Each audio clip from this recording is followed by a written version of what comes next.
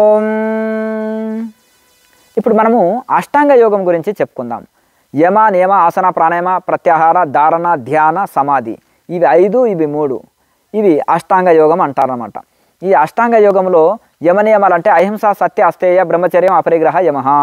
అహింస పాటించాలి. అహింస అంటే నాన్ వెజ్ తీసుకోకూడదు, మధుమాంసాలు తీసుకోకూడదు. అలాగే మాట చేత కర్మ చేత చూపు చేత మనసులో ఏ జీవికి అపకారం చేయకూడదు. మనసా వాచ కర్మణ త్రికరణాలతో అన్ని జీవులని సేవించాలి. అలాగే ఈ విధంగా మనకు యమ నియమాల్లో ఇది ఉంటుంది. మొదలే అహింస అనమాట. అహింస తర్వాత సత్యమే పలకాలి, సత్యవంతంగానే జీవించాలి. అహింస సత్య అస్తేయము, ఇతరుల వస్తువులని తెలియకుండా ఒక గుండు పిన్ను కూడా తీసుకోకూడదు, దొంగిలించకూడదు, ఇతరులకు చెప్పకుండా కూడా వాళ్ళ వస్తువులను స్వీకరించకూడదు, దొంగతనం చేయకూడదు. 3వది అస్తేయము. బ్రహ్మచర్యము మనసా వాచ కర్మన ఈ యొక్క బ్రహ్మచర్యాన్ని పాటించాలి. గృహస్థులు ఉంటే గృహస్థ ధర్మం ప్రకారం ఋతు ప్రకారం ప్రవర్తించి మిగతాప్పుడు ఈ యొక్క సంతానోత్పత్తికి ప్రవర్తించి అలాగే ఋతు ప్రకారము ప్రవర్తించి మిగతాప్పుడు అతను బ్రహ్మచర్యం పాటిస్తే గృహస్థ బ్రహ్మచర్యం అంటారు. కనుక బ్రహ్మచర్యం అపరిగ్రహ. అపరిగ్రహం అంటే తనకు అవసరం లేని వస్తువులు స్వీకరించకూడదు. అవసరం లేని వస్తువుల్ని పోగు చేస్తే అవసరం ఉన్న వస్తువుల్ని పెట్టుకోనికే స్థలం ఉండదు ఇంట్లో. కనుక అనవసర వస్తువులు స్వీకరించకూడదు, అవసరం ఉన్నవే తీసుకోవాలి. ఎక్కువ అనవసర వస్తువుని పోగు చేయకూడదు అని అట్లా. అంటే అపరిగ్రహం వలన ఇతరుల ద్వారా ఏమి స్వీకరించము, మనకు అవసరం లేని వస్తువులు స్వీకరించము, ఎక్కువ దానం పుచ్చుకోకూడదు అనేది దాని యొక్క అర్థం. సాధకుడు అనేవాడు కొత్తలో ఆ విధంగా పాటించాలి. ఇది గొప్ప గొప్ప మఠాలు నడిపే సాధువులకు వర్తించదు, కానీ సాధకుడు వైరాగ్యంతో సాధన పొందాలని ప్రారంభంలో ఉన్న వాళ్ళకి ఇది తప్పకుండా వర్తిస్తుంది. కనుక ఆ విధంగా అపరిగ్రహము, ఎంత అపరిగ్రహం చేపడితే అంత ఎక్కువ పుణ్యబలం ఉంటుంది. అంటే ఇతరుల నుంచి ఏమి స్వీకరించకపోతే మనకు పాపము రాదు, ప్లస్ మన పుణ్యబలము నశించదు. కనుక అహింస సత్య అస్తేయ బ్రహ్మచర్య అపరిగ్రహ యమః. ఇక నియమ అంటే శౌచ సంతోష తపస్వాధ్యాయ ఈశ్వర ప్రణిధాన నియమ. శౌచము అంటే శుభ్రంగా ఉండాలి, లోపల బయట శుచి శుభ్రంగా ఉండాలి, సోమర్తనం కూడదు. శౌచ సంతోష అంటే సంతోషం ఉన్న వాళ్ళకి ఈ ప్రపంచంలో దేని మీద ఇష్టం ఉండదు. మనకు అన్హ్యాపీ వల్లనే ప్రపంచంలోకి మన మనసు వెళుతుంది. మనం హ్యాపీగా ఉంటే ఇక మన మనసు ఇటటు పరిగెత్తదు. కనుక ఎల్లవేళలా హ్యాపీగా సంతోషంగా ఉండాలి. సంతోషంగా ఉంటే ఇంకా మనకు సంతోషం లేకనే బయట దొరుకుతుంది, వస్తువుల్లోన భోగాల్లో సంతోషం దొరుకుతుందని మనసు ప్రపంచం వైపు ప్రాకులాడుతుంది. కానీ ఎప్పుడు సంతోషంగా ఉండగలిగితే ఇక మనకు ఇంకా కోరికలు ఉండవు. కనుక శౌచ సంతోష తప అంటే భగవంతుడి కోసం తపించి చేయాలి, ధ్యానం చేయాలి, తపస్సు చేయాలి. తపస్వాధ్యాయ అంటే అలాగే వేదాంత విచారణ, సెల్ఫ్ ఎంక్వైరీ, ఆత్మ అనాత్మల విచారణ చేయాలన్నమాట. ఈశ్వర ప్రణిధాన మనం భగవంతుడికి శరణాగతి కలిగి ఉండాలి, భక్తి కలిగి ఉండాలి. ఈశ్వరుడికి శరణాగతి కలిగి ఉండడమే, ఈశ్వరుడికి మనం సమర్పించుకొని సెలండర్నెస్ శరణాగతి కలిగి ఉండడమే ఈశ్వర ప్రణిధాన అంటారు. కనుక శౌచం ఉండాలి, శుచి శుభ్రత ఉండాలి, సంతోషంగా ఉండాలి ఎల్లవేళలా. తపస్సు ధ్యానయోగాన్ని ఆచరించాలి, తపించి ధ్యానయోగం ఆచరించాలి. స్వాధ్యాయము ఆత్మనాత్మల విచారణ చేయాలి. ఈశ్వర ప్రణిధాన భగవంతుడికి సెలండర్ అయి ఉండాలి. ఇట్లా దీన్ని ఏమంటారంటే ఈ విధంగా మనకు దీన్నే యమ నియమాలు అంటారనమాట. ఇవి యమం 5 నియమము 5 10 అనమాట. అయితే ఈ విధంగా మనకు యమ నియమాల తర్వాత వచ్చేది ఏంటిది? యమ నియమ ఆసనాల ద్వారా 84 ఆసనాలు ఉంటాయి. అందులో మనకు అనుకూలమైన ఆసనాలని కొన్నిటిని ప్రాక్టీస్ చేసుకొని ఒక పద్మాసనం, సిద్ధాసనం ఇంట్లో తప్పకుండా ఇవి ప్రాక్టీస్ కావాలి. ఏదో ఒక ఆసనంలో ఎక్కువసేపు గంటల తరబడి కూర్చునేటట్టుగా తయారు చేసుకోవాలి. ఆసనాల వలన రక్తనాళాలు శుద్ధి అయి సంపూర్ణమైన ఆరోగ్యం వచ్చి శరీరం ఆధీనంలోకి వస్తుంది. ఒక ఆసన సిద్ధి కలిగించుకొని ఒకే ఆసనంలో కూర్చోవడానికి ప్రయత్నం చేయాలి. ఇప్పుడు ఎద్దు ఉన్నదంటే ఒకే ఆసనంలో రాత్రంతా ఉంటుంది.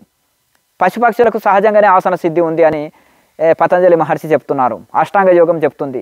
ఎందుకంటే పశుపక్షులు వండనివి తింటాయి, ప్రకృతి సహజంగా జీవిస్తాయి, డిసిప్లిన్ పాటిస్తాయి, తన ప్రకృతి అనుకూలంగా జీవిస్తాయి. కనుక సహజంగానే వాటికి ఆసన సిద్ధి ఉంది.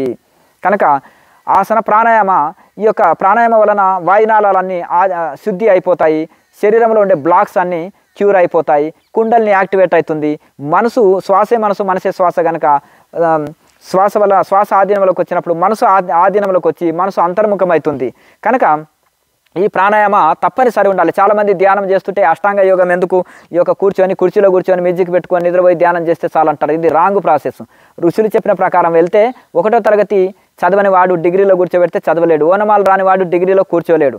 కనుక ఆ విధంగా ఒక క్రమ పద్ధతిలో ఒక ఫౌండేషన్ 7 అంతస్తుల బిల్డింగ్ వేయాలంటే పిల్లర్స్ వేయాలి, దాని తర్వాత ఫౌండేషన్ గట్టిగా ఉండాలి. అలాగే ఈ యొక్క అష్టాంగ యోగం అనే 8 తరగతులుగా మనకు యోగాన్ని అందించారు పతంజలి మహర్షి. ఉపనిషత్తు సారమేలో తీసి మనకి ఇది అందించారు. అయితే ఇక్కడ ఈ ప్రాణాయామం వలన మనసును అంతర్ముఖం చేయగలుగుతాము. తర్వాత ప్రాణాయామం వలన తర్వాతనే ధారణ స్థితి కలుగుతుంది. ధారణ అంటే ఒకే వస్తువుని ధారణ చేయడము, అంటే ఒకే వస్తువు మీద దృష్టిని కేంద్రీకరించడం. మనం కొంతమంది త్రాటకంలో ధారణ జరుగుతుంది, అంటే సూర్యుని చూడడము, అగ్నిని చూడడం, జ్యోతిని చూడడం, ఒక వస్తువుని చూడడం, ఒక బిందువుని చూడడం, ఇలా ప్రాక్టీస్ చేస్తే దీన్ని ధారణ అంటారు. అంటే ధారణ వలన ఏకాగ్రత పెంపొందుతుంది.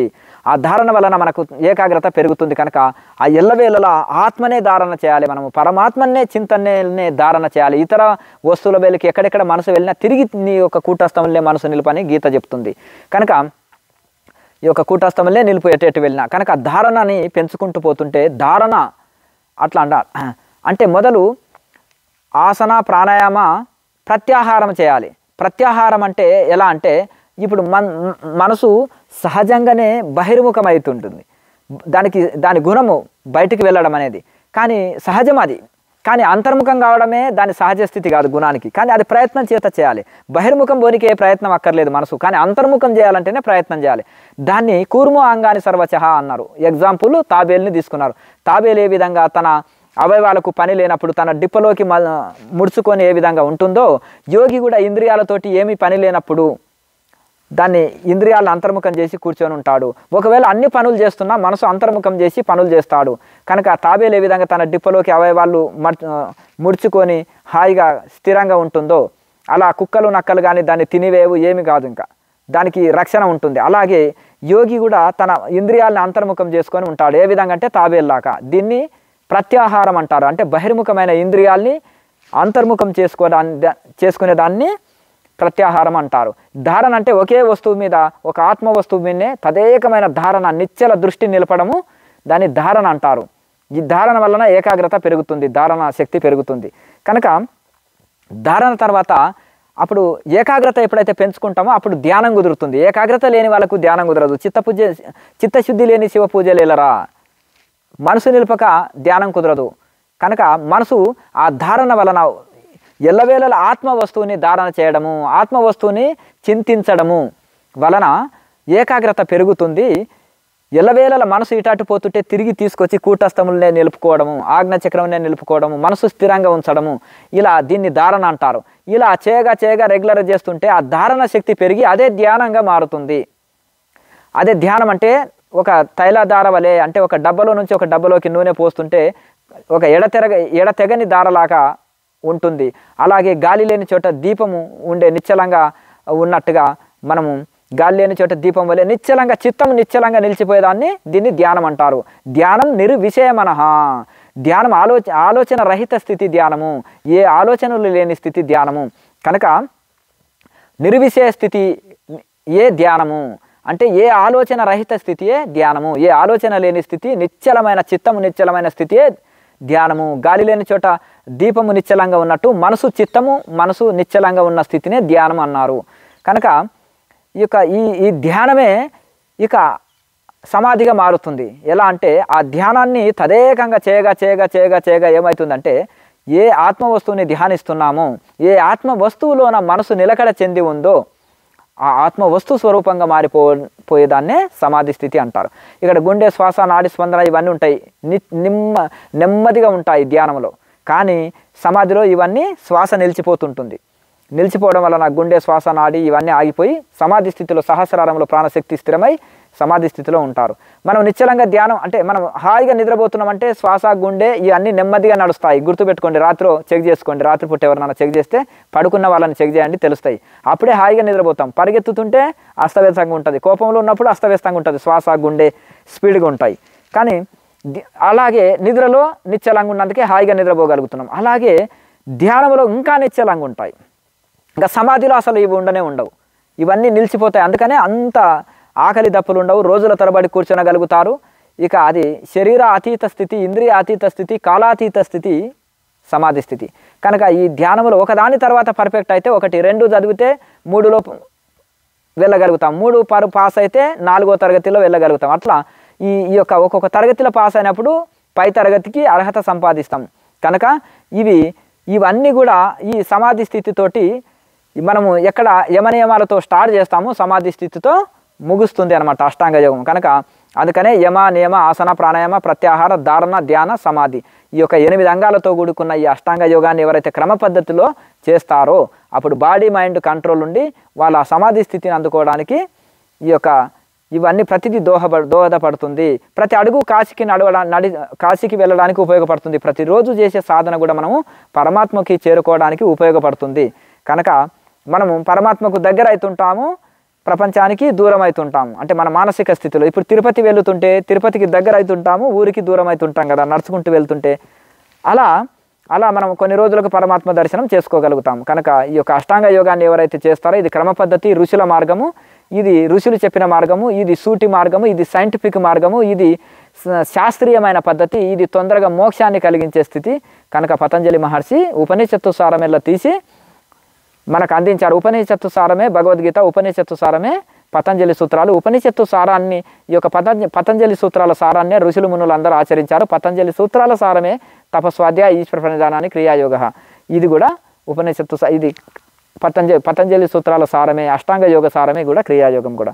కనుక ప్రతి ఒక్కరు కూడా ఈ అష్టాంగ యోగాన్ని ఎవరైతే క్రమ పద్ధతిలో ఆచరిస్తారో వాళ్ళు సమాధి స్థితి అందుకునేందుకే అర్హత పొందుతారు. సమాధి స్థితి కలిగితే లాభం ఏంటయ్యా అంటే ఆ యొక్క అష్టాంగ యోగం చేస్తే లాభం ఏంటయ్యా అంటే సమాధి స్థితి అందుకుంటారు. సమాధి స్థితి అందుకుంటే లాభం ఏంటయ్యా అంటే ఈ బంధాలు లేవు, సుఖం లేదు, దుఃఖం లేదు, లాభం లేదు, నష్టం లేదు, జీవభావం లేదు, బ్రహ్మభావము, ప్రపంచమంతా నేనే, బ్రహ్మాండం అంతా నేనే నిండి ఉన్నాను, నాకంటే వేరు ఎవరు లేరు, నాకు శత్రువులు లేరు, మిత్రులు లేరు, నా స్వరూపమే ఉంది అంతా. రెండోది లేదు కదా, ద్వితీయం భయానకం, రెండోది ఉంటే భయము, ఏకమేవ అద్వితీయం, అద్వితీయమే అది, అంత అద్వితీయమే, అద్వైతమే అది, అద్వితీయమే, ఇంకా రెండోది లేదు, అంత అద్వైతమే ఉండేది, ద్వైతం లేదు, రెండు లేదు.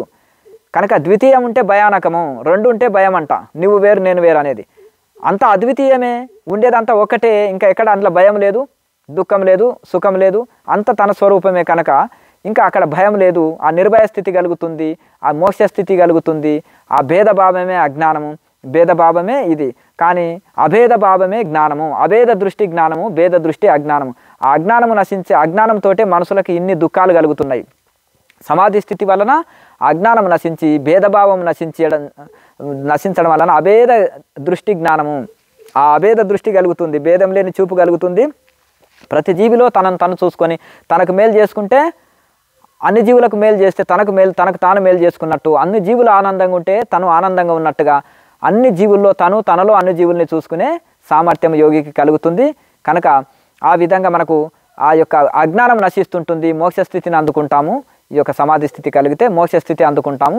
అజ్ఞానం నశించి ఇంకా మిగిలేదంతా ఆనందో బ్రహ్మ, బ్రహ్మకు స్వరూపం ఏంటంటే ఆనందము, దుఃఖం లేదు బ్రహ్మలో. కనుక ప్రతి జీవి దుఃఖాన్ని కోరుకుంటలేదు, ఆనందాన్ని కోరుకుంటుంది. ఎందుకంటే ఆనందో బ్రహ్మ, ఆనందమే బ్రహ్మము, ఆనందమే ఆత్మస్వరూపము, ఆనందమే తన స్వరూపము, అందరి స్వరూపము ఆనందమే. కనుక ఆనందమే ప్రతి జీవి కోరుకుంటుంది. దుఃఖం మన స్వరూపం కాదు కనుక ఏ జీవి దుఃఖాన్ని కోరుకుంటలేదు. కనుక ఆనంద స్థితిని, కనుక ఆ స్థితిని అందుకుంటాం. కనుక ప్రతి ఒక్కరు కూడా అష్టాంగ యోగాన్ని ఆచరిస్తే ముక్తాత్ములు అవుతారు. ఓం